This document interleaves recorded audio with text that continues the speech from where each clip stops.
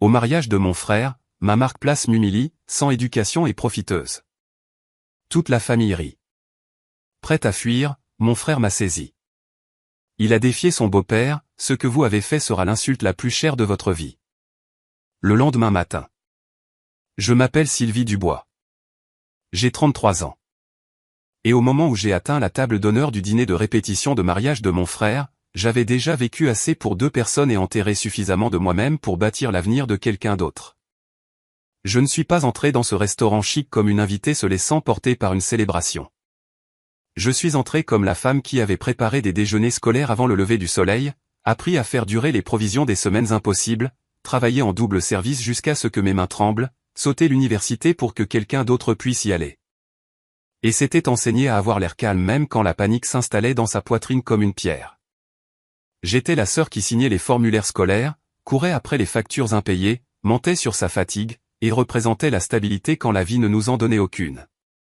C'était l'histoire gravée dans mes os lorsque j'ai vu la marque-place qui m'attendait entre les couverts brillants et le linge plié. La sœur sans éducation et profiteuse. Pendant une longue seconde, mon cerveau l'a rejeté.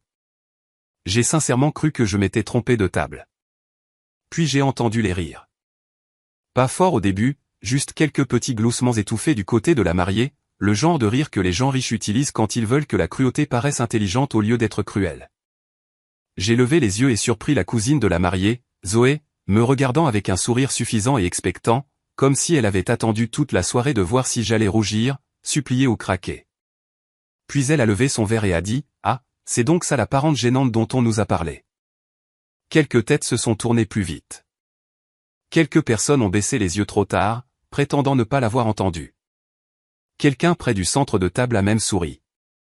J'ai senti la chaleur monter sur mon visage, mais j'ai refusé de pleurer. J'avais survécu à trop de choses pour m'effondrer dans une pièce pleine d'étrangers portant des parfums chers, des manières polies et une décence empruntée. J'étais prête à déposer la carte, faire demi-tour et disparaître sans leur donner la satisfaction d'une scène. C'est ce que j'avais fait la majeure partie de ma vie. Partir discrètement, endurer en privé, maintenir la paix à mes propres dépens. Mais avant que je puisse faire plus d'un demi-pas, une main a saisi la mienne si fermement que cela m'a arrêté net. Mon frère, Antoine, s'est levé de sa chaise, a regardé par-dessus mon épaule et a fixé ses yeux sur Monsieur Moreau, le père de Clémence, avec un regard que je n'avais jamais vu. Ce n'était pas de l'embarras. Ce n'était pas de la confusion. C'était une fureur aiguisée par l'amour. Quand il a parlé, toute la pièce est devenue silencieuse. Avant de vous dire exactement ce qu'il a dit et ce qui s'est passé après que je sois parti, dites-moi quelle heure il est pour vous en ce moment. D'où regardez-vous? Et quel temps fait-il là-bas? Je suis curieuse de voir jusqu'où cette histoire voyagera. Ce que vous avez fait à ma sœur ce soir, a-t-il dit, chaque mot clair et dur, capable de trancher l'atmosphère, sera l'insulte la plus chère de votre vie. Le silence est tombé sur le restaurant si brusquement que cela a semblé anormal, comme si même la musique avait ressenti la honte et s'en était éloignée. Mon frère avait toujours été prudent en public. C'était le genre d'homme qui baissait la voix au lieu de l'élever, qui trouvait un compromis avant un conflit, qui savait comment lisser les moments difficiles avant qu'ils ne causent des dégâts. Mais l'homme debout à mes côtés cette nuit-là avait fini de tout lisser. Il n'était pas là pour sauver l'ambiance. Il était là pour les empêcher de me dévêtir pour le plaisir. Il s'est penché, a ramassé la marque-place, l'a tenue assez haut pour que toute la pièce puisse la voir, puis l'a déchirée net en deux. Le son était ténu, mais dans ce silence, il a frappé comme une fêlure dans du verre. De l'autre côté de la pièce, Monsieur Moreau s'est adossé à sa chaise, un bras drapé avec une aisance calculée, comme si l'humiliation publique devenait élégante une fois servie dans une pièce avec des bougies et du vin importé. Vous devriez vous calmer, a-t-il dit doucement. Personne n'a forcé votre sœur à devenir ce qu'elle est. L'insulte était plus silencieuse que la carte, mais plus tranchante. J'ai senti l'instinct ancien me traverser, le réflexe d'intervenir, d'atténuer cela, de protéger mon frère de faire une erreur publique à cause de moi. J'avais passé tant d'années à recevoir les coups en silence que ma première réponse au manque de respect était encore la gestion, non la résistance. Mais avant que je puisse parler, il s'est avancé d'un demi-pas devant moi. C'était subtil, protecteur, définitif. Vous n'avez pas le droit de la définir, a-t-il dit. Vous n'avez pas le droit de rire de la femme qui m'a nourri quand notre réfrigérateur était presque vide. vous n'avez pas le droit de vous moquer de la personne qui se tenait devant le bureau de mon école prétendant que tout allait bien alors qu'elle venait de travailler 16 heures et n'avait pas dormi. Vous n'avez pas le droit de l'inviter ici juste pour la transformer en divertissement pour votre famille. Sa voix n'était pas dramatique. C'est ce qui la rendait dévastatrice. Il ne me défendait pas par culpabilité ou théâtralité.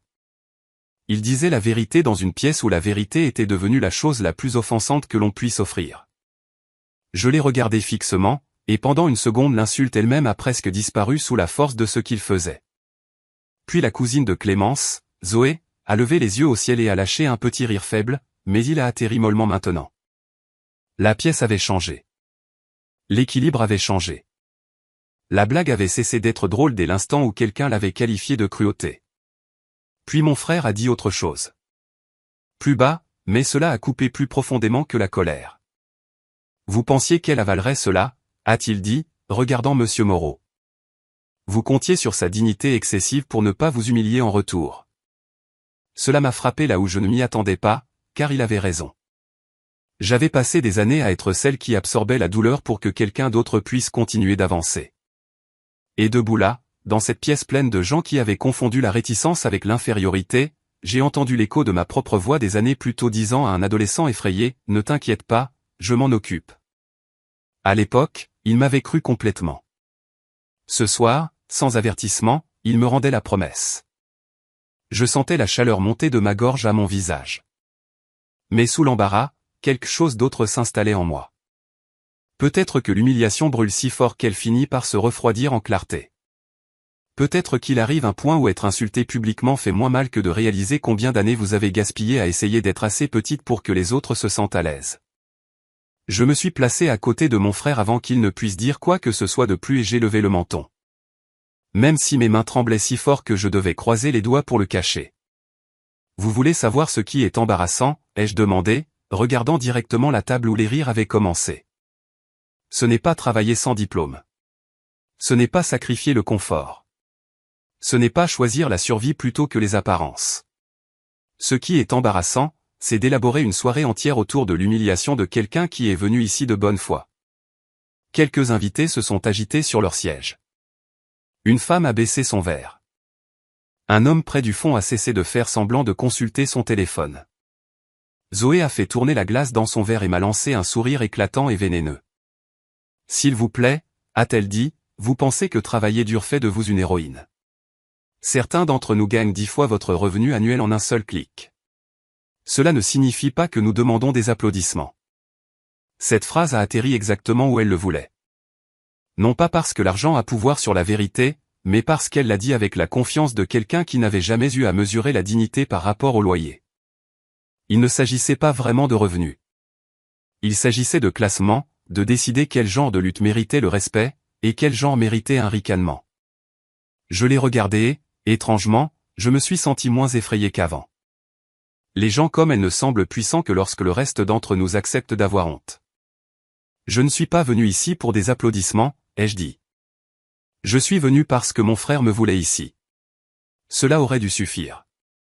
Monsieur Moreau a eu un haussement d'épaule dédaigneux, comme si j'étais un dérangement mineur dans la mise en scène d'une soirée beaucoup plus grandiose. Les hommes comme lui croient souvent qu'il n'existe que 2 catégories de femmes dignes d'être remarquées. Les femmes qui divertissent la pièce et les femmes qui lui obéissent. J'avais obéi aux pièces toute ma vie. Les pièces au travail, les pièces avec les propriétaires, les pièces avec les fonctionnaires de l'école, les pièces où sourire poliment était le prix de la survie. Mais je n'avais pas survécu à tout cela juste pour me tenir dans un restaurant décoré et laisser des étrangers me réduire à une insulte imprimée. Vous m'avez étiqueté avant même que j'ouvre la bouche, ai-je poursuivi. Cela me dit tout ce que j'ai besoin de savoir. Il ne s'agissait jamais d'une blague. Il s'agissait de s'assurer que tout le monde ici comprenne où vous pensez que les gens comme moi appartiennent. Le sourire de Zoé s'est aminci, et pour la première fois, j'ai vu l'irritation percer sa confiance. Mon frère est resté immobile à mes côtés, mais la colère venant de lui était presque physique, comme la chaleur d'un fil électrique sous tension. J'avais passé des années à le protéger de l'instabilité, de l'humiliation, de la laideur des adultes qui utilisent le pouvoir pour se sentir plus grands. Maintenant, il le voyait en pleine lumière. Et pour une fois, je ne me précipitais pas pour le cacher. Je le laissais voir exactement ce que j'avais survécu en silence pendant des années. Vous pouvez me traiter de sans éducation, ai-je dit, balayant leur côté de la pièce du regard. Mais l'ignorance ne se mesure pas au diplôme. Parfois, elle se mesure à la quantité d'argent dont les gens ont besoin autour d'eux avant de se sentir en sécurité en étant cruels. Cela a fait mouche. Je l'ai vu dans l'immobilité. Je l'ai vu sur le visage de Clémence, qui avait commencé à passer de l'inconfort à quelque chose de plus dangereux. La reconnaissance. Si vous êtes déjà entré dans une pièce où les gens avaient déjà décidé qui vous étiez avant que vous ne parliez, alors vous connaissez le silence qui suit. Il n'est pas vide. Il est chargé. Il attend de voir si vous allez vous rétrécir, vous excuser et disparaître, ou rester là assez longtemps pour faire ressentir à tout le monde ce qu'ils ont créé. Monsieur Moreau s'est finalement levé, et ce mouvement seul a fait basculer la pièce. Il était grand, bien taillé, entraîné à exercer ce genre d'autorité qui dépend de ne jamais être défié devant un public, et de ne jamais avoir à s'expliquer à des gens qu'il considérait inférieurs. Vous faites un spectacle de rien, a-t-il dit, vous devriez être reconnaissante d'avoir été invitée. Cette phrase a fait ce que la carte elle-même n'avait pas fait. Elle a dépouillé la dernière couche de prétention. Ce n'était pas une blague mal jugée, ni une faute de goût malheureuse. C'était délibéré, une invitation tendue vers le bas, puis militarisée vers le haut, un rappel de la place sociale déguisée en hospitalité. Un test de combien de manque de respect quelqu'un comme moi avalerait pour rester dans une pièce construite par des gens comme lui et financée par les apparences. Reconnaissante, ai-je répété. De quoi? D'être moquée au dîner de mariage de mon frère? D'être assise comme un accessoire pour que votre famille puisse profiter de ma réaction? Sa mâchoire s'est serrée, mais j'ai continué car une fois que la vérité commence à bouger, l'arrêter semble plus malhonnête que de la dire. Savez-vous où j'étais la nuit avant que mon frère ne passe son examen d'entrée à l'université? J'étais assise sur une chaise en plastique devant une salle d'urgence parce que je m'étais poussé au-delà de l'épuisement lors d'un poste en entrepôt. Je lui ai envoyé un SMS pour lui souhaiter bonne chance depuis ce couloir et je lui ai dit de ne pas s'inquiéter pour moi. Pas parce que je suis une martyre. Pas parce que j'avais besoin d'applaudissements. Mais parce que c'est ce que fait la famille quand l'amour est réel. Nous nous portons les uns les autres quand personne d'autre ne le fera. Et nous le faisons sans humilier la personne qui a porté le poids. La pièce a de nouveau changé après cela. Personne n'a ri. Même Clémence avait l'air secouée maintenant, comme si elle avait soudainement réalisé que l'histoire qu'on lui avait racontée à mon sujet n'était pas seulement incomplète, mais intentionnellement empoisonnée. Zoé a baissé les yeux. Monsieur Moreau, cependant, a fait ce que les hommes comme lui font souvent quand la moralité les lâche. Il a eu recours à la force. Il a fait un geste bref vers un membre du personnel près de l'entrée. Retirez-la, a-t-il dit, pas fort, mais clairement. Le membre du personnel s'est figé sur place, pris entre le salaire et la conscience. Je pouvais le voir sur tout son visage. Mon frère s'est avancé instantanément. Touchez ma sœur, et ce dîner est terminé. Toutes les têtes se sont tournées vers lui. Clémence s'est levée si brusquement que sa chaise a raclé le sol. Papa, a-t-elle dit, la voix tremblante. Arrête. Mais il était au-delà de tout arrêt. Le contrôle public lui échappait et cela le rendait impudent. Cette femme a suffisamment perturbé, a-t-il claqué. Si elle ne peut pas se comporter avec dignité, elle peut partir.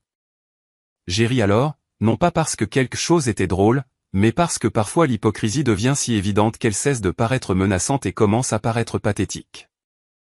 Dignité, ai-je demandé. Vous avez imprimé mon humiliation sur du papier cartonné et l'avez placé à table. Ne prononcez pas ce mot ce soir à moins d'être prêt à le définir honnêtement. Les invités n'étaient plus des observateurs passifs. Je pouvais voir l'inconfort se répandre en eux comme une tache. Les gens qui avaient souri poliment quelques minutes plus tôt le regardaient maintenant, puis moi, avec des expressions tendues. Soudainement conscient que le silence a un coût quand la cruauté est si visible. Mon frère s'est tourné vers la table de la famille de la mariée, sa voix plus basse maintenant, plus stable, presque plus effrayante par son contrôle. Quiconque ici pense encore que c'est inoffensif peut le dire à voix haute tout de suite. Personne ne l'a fait. Ce silence était plus fort que n'importe quelle défense qu'ils auraient pu tenter. C'était le silence de personnes réalisant qu'elles avaient confondu la richesse avec l'autorité morale et qu'elles venaient de voir cette illusion se briser en public, au beau milieu d'une célébration censée prouver à quel point cette famille était raffinée. Clémence avait l'air de quelqu'un qui se réveille dans la mauvaise vie. Jusque-là, elle avait existé dans cet espace pratique que certaines personnes apprennent à occuper, assez proche de la cruauté pour en bénéficier, assez loin pour prétendre ne pas l'autoriser, et assez abrité pour appeler cette distance innocence. Mais la pièce regardait maintenant, et la neutralité était devenue impossible. Les rires s'étaient tus. La musique n'importait plus. Et chaque invité semblait comprendre que ce qui se passerait ensuite définirait plus qu'un dîner de répétition. Ce n'est pas comme ça que cette soirée devait se passer, a-t-elle dit, et il y avait des larmes dans ses yeux, bien que je ne puisse dire si elle venait de l'humiliation, de la culpabilité, de la peur, ou du choc de voir la laideur de sa famille exposée en pleine lumière. Alors peut-être que ça n'aurait pas dû être construit sur ce genre de famille, a répondu mon frère. Sa voix n'était plus tranchante. Elle était calme. Et ce calme était dévastateur. La colère peut être rejetée comme une émotion. La vérité calme est beaucoup plus difficile à fuir, surtout quand elle vient de quelqu'un qui a enfin cessé de protéger votre confort. La cousine de Clémence, Zoé, essayant encore de reprendre le contrôle de l'ambiance, a eu un petit rire et a dit « Oh, allons ». Tout le monde agit comme si elle avait été exécutée en place publique. C'était une blague. Une blague de mauvais goût, peut-être, mais quand même une blague. Mon frère s'est tourné si vite vers elle qu'elle s'est penchée en arrière sur sa chaise. « Dis-le encore », a-t-il dit. « Dis-le en regardant la femme qui a payé mon loyer quand j'avais 19 ans et des trous dans mes chaussures. Dis-le en regardant la personne que vous avez appelée une profiteuse. Dis-le en vous tenant derrière votre propre argent au lieu de celui de vos oncles. » Cette dernière phrase a frappé plus fort qu'elle ne l'avait prévu. Son visage s'est tendu et pour la première fois, la pièce l'a vue non pas comme une socialité confiante, mais comme ce qu'elle était réellement à ce moment-là. Une lâche se cachant derrière la cruauté de groupe. Audacieuse seulement quand la cruauté avait des témoins et du soutien. Puis Clémence a fait quelque chose qui a fait basculer toute la soirée sur un nouvel axe. Elle s'est tournée vers son père, pas vers nous, et a posé la question qu'elle aurait dû poser avant que tout ne commence. « Avais-tu approuvé cette carte ?» Il n'a pas répondu tout de suite, ce qui était une réponse suffisante. Le silence s'est étiré si longtemps que j'ai pu entendre le léger tintement d'un verre posé quelque part derrière moi. Puis il a dit, « J'ai approuvé l'honnêteté. » Son visage a changé. Pas de manière théâtrale, pas d'une manière destinée à la sympathie, juste assez pour que tout le monde voie que quelque chose de central en elle s'était brisé. « Si c'est ça l'honnêteté pour vous, » a-t-elle dit, « alors je ne sais plus ce que j'épouse. » Cela a frappé la pièce plus fort que n'importe quel cri. Son père s'est avancé vers elle avec l'impatience d'un homme qui croyait que l'explication elle-même était en dessous de lui. « Ne sois pas ridicule. C'est une femme qui fait une scène. »« Non, » a-t-elle dit, plus forte maintenant. « C'est ma famille qui humilie la personne que mon fiancé aime le plus au monde. » J'ai vu l'expression de mon frère changer. Pas de soulagement, pas de pardon, juste la reconnaissance qu'elle avait enfin choisi un camp. Mais les choix tardifs laissent encore des dégâts, et tout le monde dans cette pièce pouvait sentir à quel point celui-ci était tardif. Zoé a tenté une dernière fois de se soustraire à sa responsabilité par un ricanement. « Vous allez sérieusement faire dérailler votre mariage pour ça ?» Clémence s'est tournée vers elle si brusquement que même moi j'ai ressenti la force de son geste. « Pour ça ? Vous voulez dire pour avoir publiquement rabaissé quelqu'un qui est venu ici pour me soutenir ? Pour avoir traité la décence comme une faiblesse et la cruauté comme une blague familiale ? Oui. Si cette famille pense que c'est acceptable, alors oui. » Des murmures se sont répandus autour de la pièce. Une femme près de la table centrale a chuchoté quelque chose à son mari. Quelqu'un d'autre a discrètement posé une fourchette qu'il tenait depuis tout ce temps. Clémence a essuyé sa joue et a regardé mon frère de plein fouet. « Si tu veux partir, » a-t-elle dit, « je comprends. » Puis elle s'est tournée vers son père.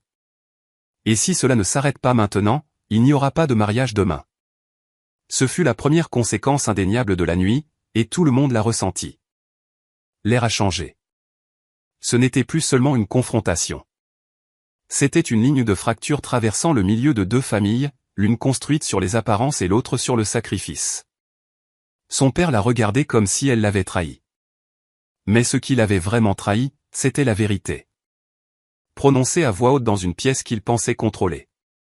La mère de Clémence a ouvert la bouche comme pour apaiser les choses, puis s'est arrêtée. Même elle semblait comprendre qu'il y a des moments où lisser la surface n'enterre que la pourriture plus profondément. Si le jour censé célébrer la famille pouvait être menacé si complètement par une seule vérité publique, alors peut-être que la vérité n'a jamais été le danger. L'exposition l'était. Et debout là, regardant Clémence choisir entre le confort d'où elle venait et la décence qu'elle avait ignorée, j'ai réalisé quelque chose de douloureux. Les gens ne deviennent pas bons parce qu'ils sont proches de la bonté. À un certain point, ils doivent la choisir. Si le mariage de vos proches devenait la scène où vous étiez humilié par votre belle famille, resteriez-vous silencieux pour maintenir la paix, ou laisseriez-vous toute la pièce s'étouffer avec ce qu'ils ont créé? Monsieur Moreau a regardé autour de la pièce et a réalisé trop tard que son autorité avait toujours dépendu de la confidentialité, de l'implication, du fait que les gens étaient trop intimidés, trop polis ou trop impliqués pour le défier ouvertement. C'était fini maintenant. Les invités ne souriaient pas. Le personnel ne bougeait pas. Même la mère de Clémence était devenue pâle d'une manière qui suggérait que ce n'était pas la première fois qu'il confondait le pouvoir avec l'immunité et l'image avec le caractère. Il a redressé sa veste comme si un tissu coûteux pouvait restaurer le contrôle et a dit « Vous êtes tous émotifs. Cette famille a trop investi dans ce mariage pour laisser une femme aigre le détruire. » C'est alors que mon frère a sorti son téléphone de sa poche. Il ne l'a pas claqué sur la table ni levé comme une arme.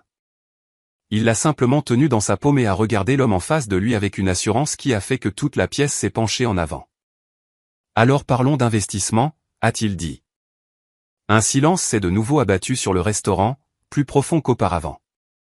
Le genre de silence qui survient lorsque les gens savent qu'ils sont sur le point d'entendre quelque chose qu'ils ne peuvent pas désentendre. « Vous avez dit à tout le monde que ce mariage était un cadeau de votre côté, » a-t-il continué, « que votre famille couvrait le lieu, le dîner, le forfait floral amélioré, les musiciens, la suite nuptiale. Vous semblez aimer répéter cela. Vous vous êtes assuré que tout le monde l'entendait plus d'une fois. » L'expression de Monsieur Moreau s'est durcie instantanément. Surveillez vos paroles. Mais mon frère a continué.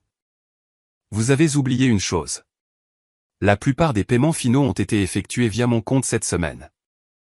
La pièce a réagi comme si quelque chose de physique s'était brisé. J'ai entendu un soupir réel de quelque part à l'arrière. La mère de Clémence s'est tournée si brusquement vers son mari que les pieds de sa chaise ont raclé le sol. « Qu'est-ce qu'il raconte ?» a-t-elle demandé, la voix mince d'incrédulité. Mon frère a déverrouillé son téléphone, a tapoté 2 fois et a orienté l'écran vers le groupe de personnes le plus proche. Quand votre futur beau-père est venu me voir il y a 2 mois en disant qu'il y avait des problèmes de liquidité temporaire, j'ai couvert les déficits des fournisseurs parce que je ne voulais pas que ma fiancée soit embarrassée. Je n'ai rien dit parce que je pensais aider à construire une famille. Au lieu de cela, votre famille a transformé ma sœur en divertissement. Une vague de murmures a traversé la pièce. Pas fort, pas chaotique, mais stupéfait et immédiat, comme si tout le monde recalculait toute la soirée à la fois. Clémence a fermé les yeux une seconde, et quand elle les a ouverts, elle avait l'air d'avoir des années de plus. L'humiliation de la nuit avait complètement changé de direction. L'homme qui s'était moqué de moi comme d'un fardeau s'était appuyé discrètement sur la générosité du frère que j'avais élevé. La même famille qui avait imprimé profiteuse sur ma marque place s'était appuyée sur l'argent de mon frère tout en affichant son statut devant une pièce pleine d'invités. Monsieur Moreau s'est avancé, furieux maintenant, non pas parce qu'une injustice avait été commise, mais parce que le mensonge sous son image avait été exposé. C'était un arrangement privé, a-t-il claqué. Non, a répondu mon frère. C'était un arrangement généreux et il se termine ce soir. Il a regardé le coordinateur du lieu qui était resté figé près d'un pilier. Tous les soldes impayés de mon côté sont annulés. Tous les fournisseurs impayés après minuit peuvent envoyer les factures directement à lui. Il a montré du doigt Monsieur Moreau. J'ai regardé la couleur se vider du visage de cet homme si vite que c'en était presque surréel. Soudain, le costume sur mesure, la montre, les manières de parler polies, la supériorité soigneusement cultivée, rien de tout cela ne semblait plus solide.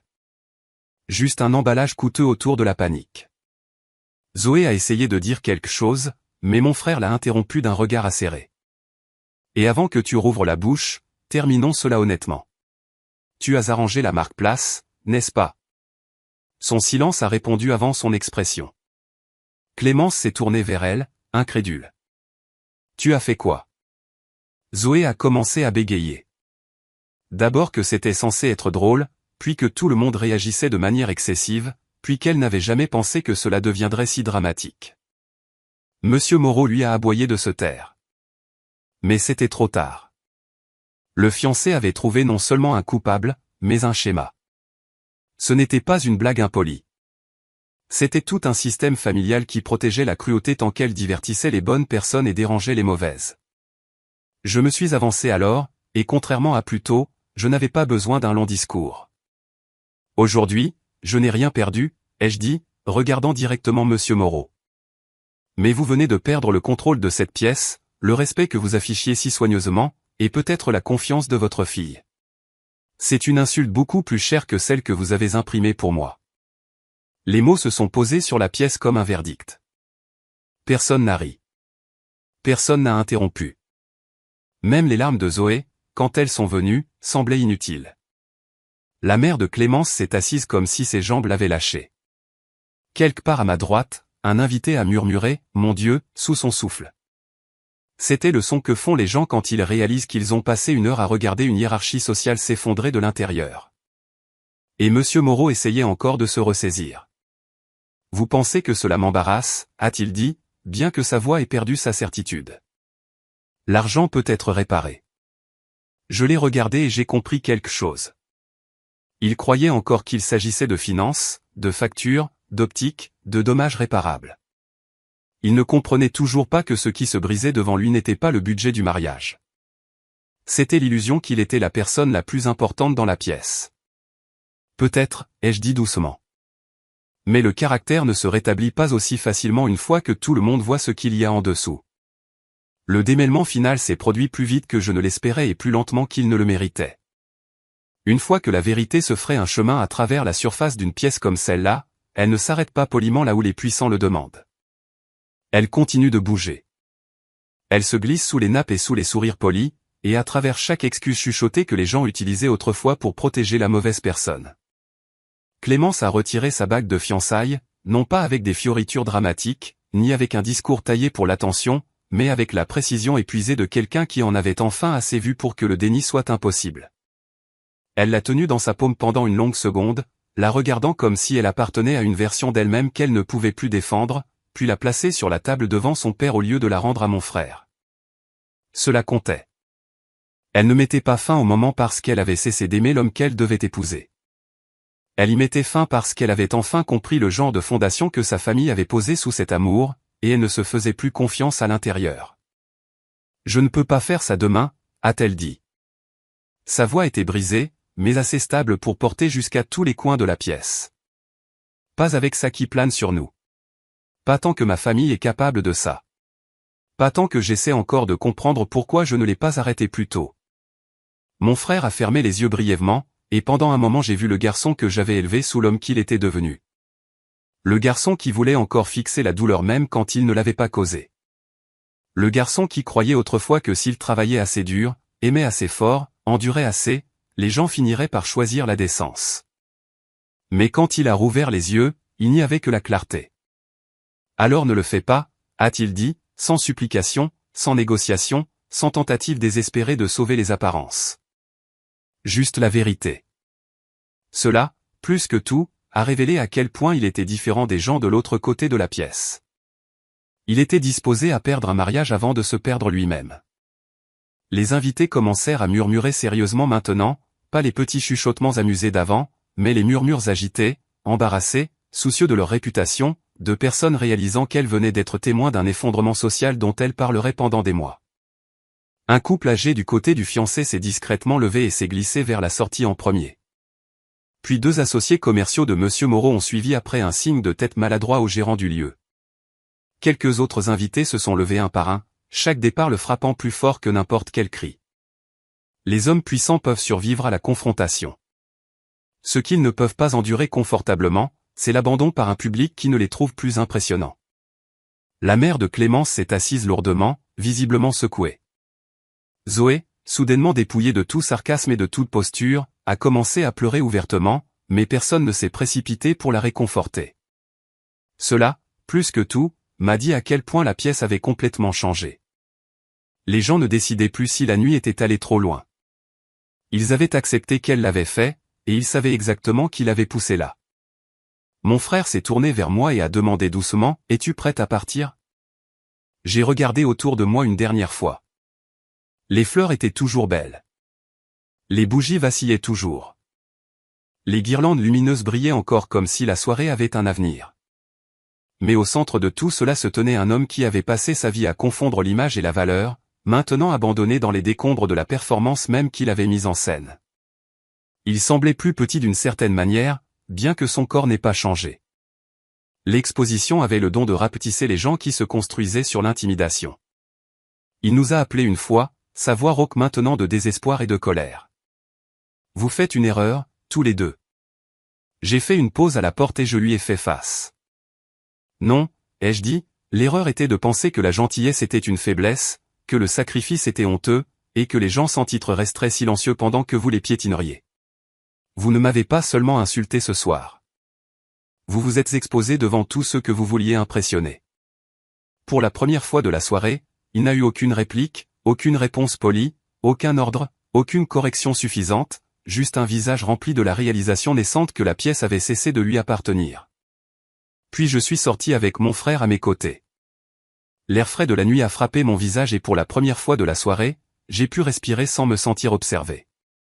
Nous nous sommes tenus sur le trottoir sous la lumière tamisée des fenêtres du restaurant, écoutant l'effondrement étouffé d'une célébration, qui tentait encore de faire semblant de pouvoir continuer.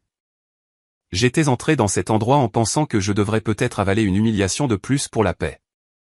J'en suis sorti en comprenant quelque chose que j'aurais dû apprendre des années plus tôt. La paix achetée par l'auto-effacement n'est pas la paix. C'est la capitulation. Et j'avais déjà capitulé suffisamment de ma vie. Mon frère est resté à mes côtés en silence un instant, puis a levé les yeux vers les fenêtres lumineuses au-dessus de nous. « Je suis désolé », a-t-il dit. C'était à peine un murmure. J'aurais dû voir plus tôt dans quel genre de famille j'entrais. Je me suis tourné vers lui et j'ai secoué la tête. « Non, cette nuit tu l'as vu.